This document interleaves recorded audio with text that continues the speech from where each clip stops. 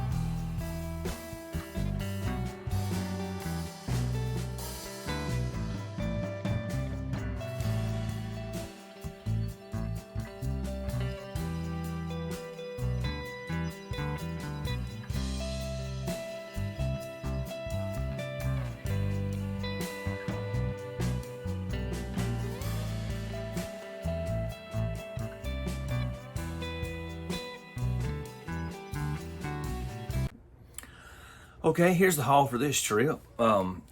First I found this Ramsey Lewis Sun Goddess, which is a great album of his. The only thing was a little scuff in here.